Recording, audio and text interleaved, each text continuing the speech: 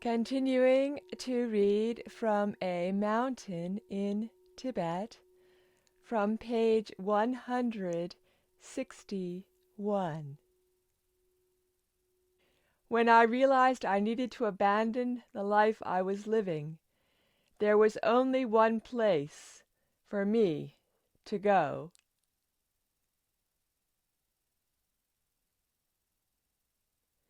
Still, the transition from selfish waster to monk was quite extreme, and I can understand that it might look to some people as if it all happened mysteriously quickly.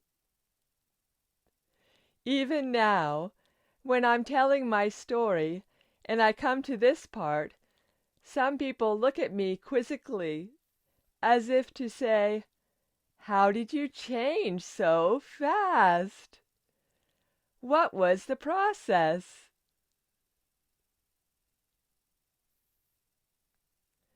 I think there are a number of explanations. One is that I had in fact been preparing for this moment all my life. It was a question of the timing needing to be right. Secondly, I am a person of extremes. In this I am typical of Kampas, people from my native region of Kham, who tend to have the mindset that if you're going to do something, you should do it in a big way, or not at all.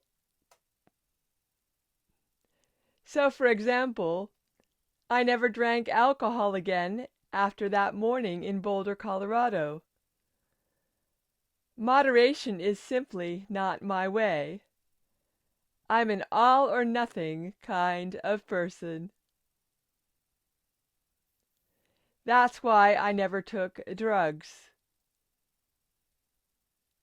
I feared I would become a junkie if I went down that route. I'm simply grateful that I had sufficient self-knowledge to recognize this about myself, and eventually, after years of false starts, to put it to good use.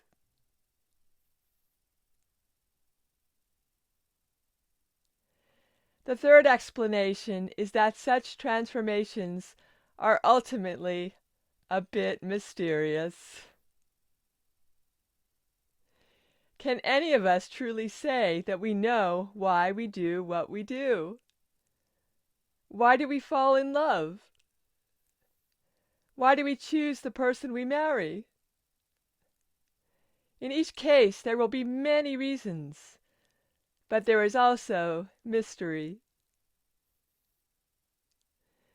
What I can say is that my decision to become a monk felt both easy and absolutely right. That is not to say that it was easy to learn to live as a monk or to purify my mind. That process was arduous. In fact, it was the hardest thing I have ever done. I am fortunate, though, that despite the challenges I have never wavered in my commitment. At the time, the fact that His Holiness the Karmapa supported me was the ultimate confirmation that I was doing the right thing. I was terribly in awe of His Holiness. I felt he could see into my mind. If he was happy to ordain me, it must be the correct decision. Gradually everyone else came to see it in the same way. His Holiness had agreed, and his was the ultimate stamp of approval.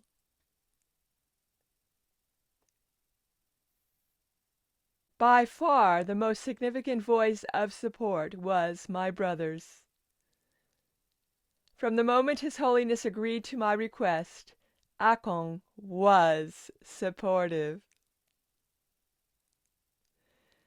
He came to the States to be at my ordination ceremony, and I felt that the dynamic between us was different. The old mistrust and resentment had softened. I think he was still a little skeptical, and I had not yet spent years in retreat purifying my negative thoughts, so they lingered. But we were glad to see each other after more than 5 years apart. My ordination ceremony was just one small part of a much bigger concern. The Karmapa's visit to see his newly finished seat at KTD. I have never felt prouder than on the day I stood with Akon, Trungpa, Khenpo Karthar Rinpoche, who was abbot of KTD, and so many other revered masters of Tibetan Buddhism, as His Holiness blessed the center that I had been instrumental in helping to establish. I was leaving behind that layperson's role and stepping into a different sacred space. My plan was to go into solitary retreat for 5 years as soon as His Holiness's visit came to a close. His Holiness had advised me to spend 20 years in retreat, but I thought that was a bit of a tall order. I was a novice Buddhist practitioner about to embark on many years of solitary retreat. Sometimes I think I must have been a little crazy. But I had the feeling, shortly to be proved correct, that I needed to spend time in retreat before I would be ready to live as a monk in the world. The ordination ceremony took place in the center's main shrine room, which had been the ballroom in the original house. It had been painted and fitted out with tanka, religious paintings, statues, and other beautiful artworks.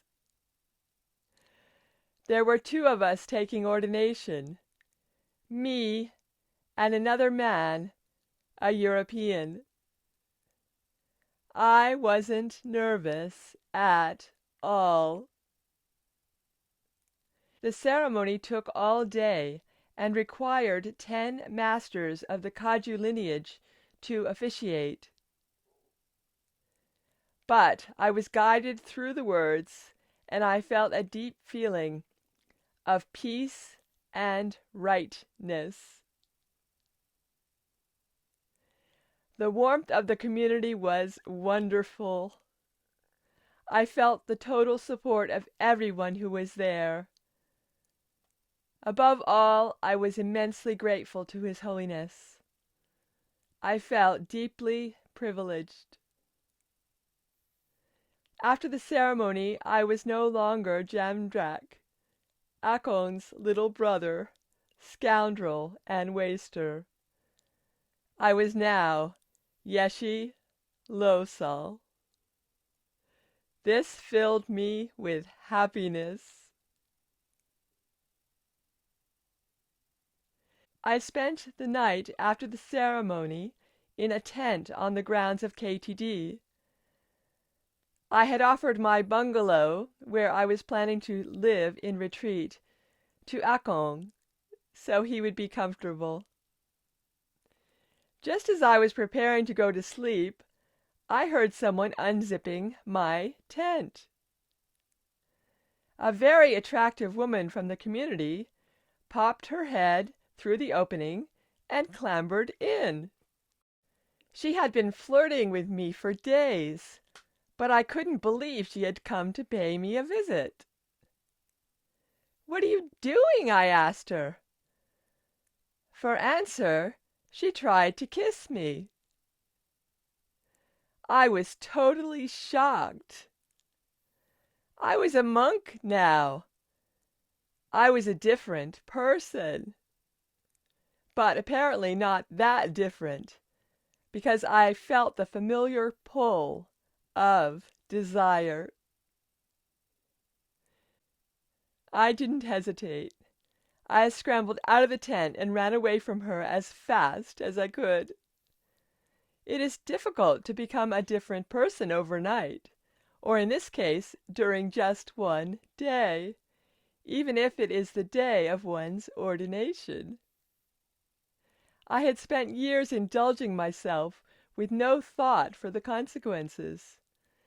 Those habits had not yet been purified by vigilant practice. I did not blame the woman. I regarded her actions as an expression of Mara, which is the Sanskrit word for obstacle. Buddhism teaches that when we embark on something positive, we attract negative opposing forces, which can take a variety of forms. This is not to say that attractive women are Maras in themselves. It refers more to the context. If you are a man with a strong sexual desire who has renounced sexual activity, and then an attractive woman pursues you, then this is a Mara. The teaching suggests that it is best to avoid any situation that might give rise to Maras as much as we can, until we have enough inner strength and stability not to be affected by them. We can adopt them onto the path, which means working with them by not avoiding or indulging them. This incident simply confirmed to me that I must enter retreat as soon as possible. Otherwise, I was at risk of breaking my vow of celibacy. I was not prepared to let that happen. In fact, I had taken a personal vow that if I broke my ordination vows, I would kill myself. I was still the same old creature of extremes.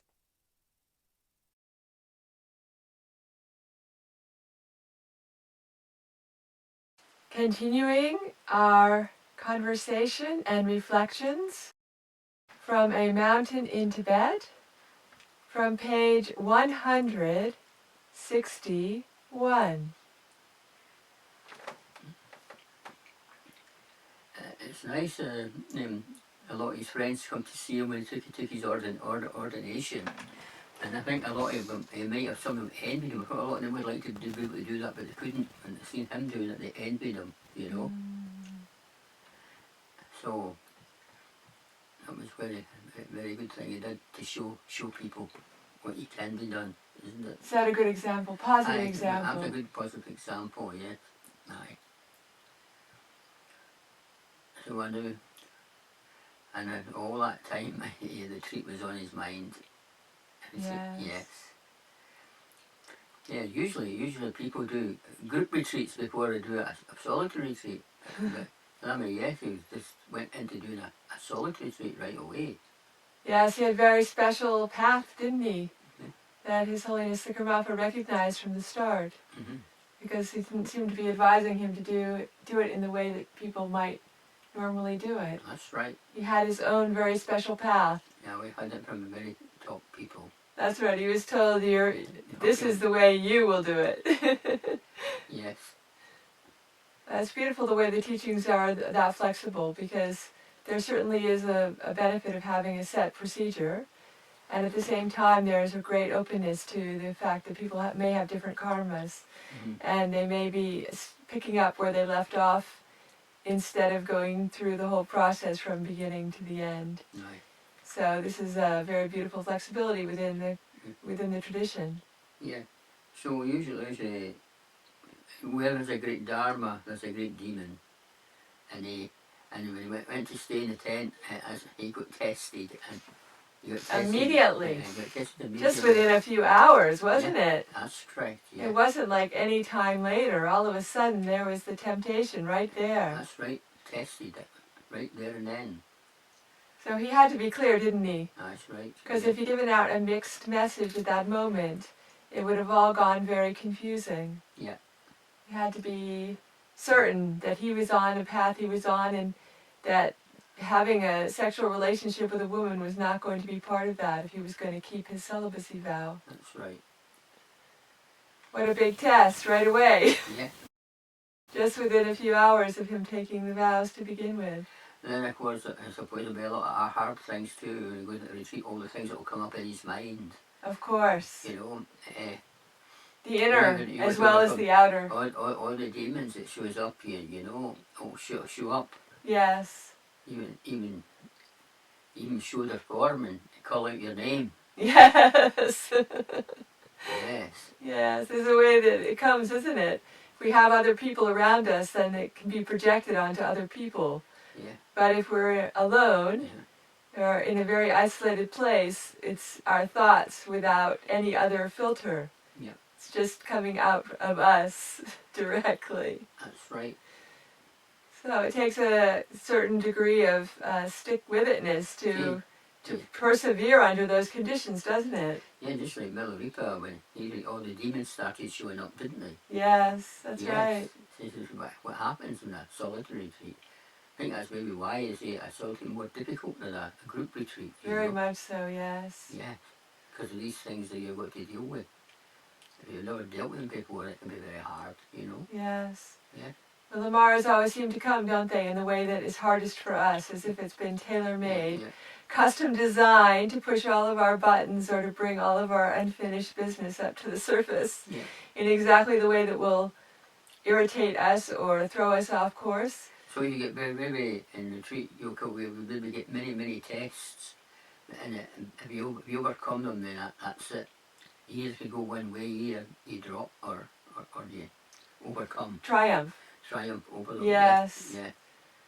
Well, they come to the surface, and that's our opportunity, isn't it? Yeah. To deal with it and find a way to not turn it into even more of an obstacle by making it more solid than it needs to be. Yeah. It's a big challenge, isn't it? It is, yeah. So anyway, I suppose he was very happy when Kamala said when he was back to teach go into retreat. Yes. And he'll meet his old friend Kempo Kapper waiting on him. Yes. to set him up. Yeah. It's amazing timing, isn't it? Because it was a window of opportunity, since it became clear to him that His Holiness the Karmapa wasn't well at the time. Yeah. So if he had not been decisive and taken action right at that moment, it would have been too late. So this was he was very lucky that he trusted his inner process, and he also didn't hesitate. Because anytime we hesitate, we could be too late. So when we went into retreat, we wouldn't be able to come out. When the Karmapa was dying, maybe we wouldn't be able to come out and see him. I don't know what happened really there. Yeah, we'll have to see in the book what comes next, because we don't know yet, but it certainly will be something that's going to happen within the next 5 years after he takes his ordination. That's right. It's not that long afterwards at all that I think His Holiness Karmapa dies. I think that 20 years was knocked down to about 12 years, and then I think during that 12 years he was brought out, so he never completed the 12 years. I think that's what happened, you know. You're remembering another telling of the story. Yes, that's what I've been told. Yeah, there's all sorts of things. It's because we have been exposed to some of these events before in terms of stories being told. Yeah. But it's definitely coming together in a very clear way in this book. Yeah.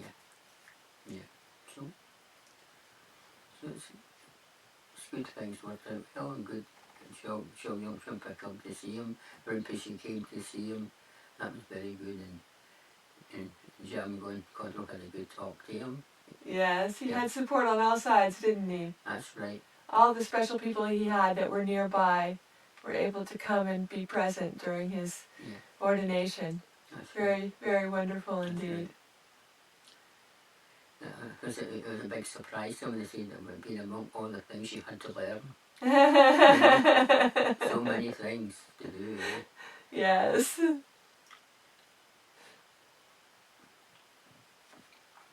It's all full of strict discipline, you know. Yes. Very strict. So that's why some people prepare to be a yogi. Yes. And yogi, get the freedom, a wee bit more freedom. There are different paths, aren't there? Yeah. Different ways of being trained up within the lineage. That's right. Because there are different temperaments and different personalities and different inner strengths as well. Yes.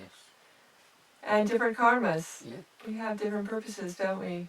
Yeah. Not everyone is here for the same reason. You always wins a yogi, wins a monk, just like Milarepa and Gampopa. Right. Milarepa's a yogi, Gampopa a monk. Yeah. Yes. Yeah. That's A right. lot of things work out that way, you know. Yes. Well, I was just reflecting on Lama Yeshe Rinpoche talking about being an all or nothing kind of a person, and that came out of a culture that had that way of thinking about things. Because those of us who carry that kind of way of behaving hadn't realized that it was part of a cultural group's orientation. Yeah. So it does make it seem that those of us who have that may have some deep affinity to Kam or some connection, because it certainly helps me explain to myself a lot of things that I've experienced, because I have also that very, very strongly, all or nothing. I'm not very good at negotiating or being flexible or taking a middle path. And I hadn't realized that that was something that was characteristic of a particular culture somewhere in the world. So that was quite an insight while we were getting exposed to this part of the book, because I recognized myself in that extremely strongly. Yes. And I found it has been very challenging in life in general to carry that. So carrying that, it feels like it's an ingrained knee-jerk reaction. And I know I had a very strong reputation of that even as a young child in my family. So having Lama Yeshe Rinpoche talk about it actually is like seeing something in a mirror that I hadn't been so aware of. And it gives me a great deal of insight in things that I can practice with, because I do have a very challenging time in my relationships and my situations because of this unyielding and extreme tendency. So I had never had a chance to have that held up in quite that way before. So I'm grateful, because it will be something I can bring, an awareness I can bring into my practice and understanding of how I contribute to a lot of the dynamics I experience. And I definitely don't feel alone in it anymore, with Lama Yeshe Rinpoche saying that he has been that way as well. And it comes from a culture that tends to reinforce that kind of a pattern. So that was a pretty amazing connection for me. That's extremely helpful. So thank you, Lama Yeshe Rinpoche, for bringing that out and explaining it in such a way that those of us who have it can recognize ourselves in your description of it and step forward and acknowledge that that affects everything. It colors everything in our lives in a pretty strong way. You happy? Yes. Happy? Are you happy? Okay, okay. Okay. Does that mean you're happy? Yes. Good. Did you recognize me when I explained that about myself? I recognise, yeah. Yeah, I recognize I'm like that. Yeah. Yeah, it's helpful to see. Yeah. To see it more clearly. Yeah.